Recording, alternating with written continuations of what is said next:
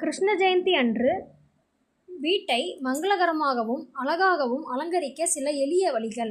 கிருஷ்ண ஜெயந்தி பாத சுவடுகள். அரிசி மாவு கோலமாவை தண்ணீரில் கரைத்து உங்கள் உள்ளங்கையை மடித்து மாவில் நனைத்து தரையில் வைக்கவும். அதன் விரல் பகுதியில் உங்கள் கைவிரல் நுனிகளால் 5 சிறிய புள்ளிகள் வைத்தால் அழகான குழந்தை கிருஷ்ணரின் பாதம் தயாராகிவிடும். வீட்டின் வாசற்படியிலிருந்து பூஜை அறை வரை கிருஷ்ணரின் வீட்டிற்குள் வருவது போல் பாதங்களை வரைய வேண்டும். பூஜை அறை நுழைவாசல் அலங்காரம். மாவிலை தோரணம். நுழைவாசல் மற்றும் பூஜை அறை கதவுகளில் புதிய மாவிலைகள் மற்றும் தோரணங்களை கட்டவும். பூக்கள். சாமந்தி, முல்லை, மல்லிகை மற்றும் துளசி மாலைகளால் பூஜை அறையையும் கிருஷ்ணர் விக்கிரக படத்தையும் அலங்கரிக்கவும். துளசி மாடம்.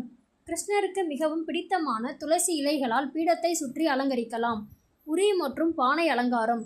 ஒரு சிறிய களிமண் பானைக்கு வண்ணம் தீட்டி அதில் கண்ணன் படம் அல்லது கோலங்கள் வரைந்து தொங்கவிடலாம்.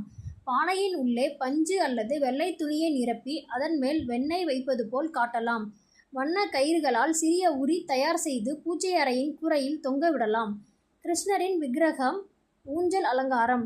பாலகிருஷ்ணர் விக்கிரகம் இருந்தால் அவருக்கு புதிய ஆடைகள், மயிலிறகு கிரீடம், சிறு ஆபரணங்கள் அணிவித்து அலங்கரிக்கலாம். சிறிய ஊஞ்சல் இருந்தால் அதில் பூக்கள் பரப்பி பாலகிருஷ்ணரை அமர வைத்து ஊஞ்சலாட்டலாம். நெய் விளக்குகள், வண்ண கோலங்கள்.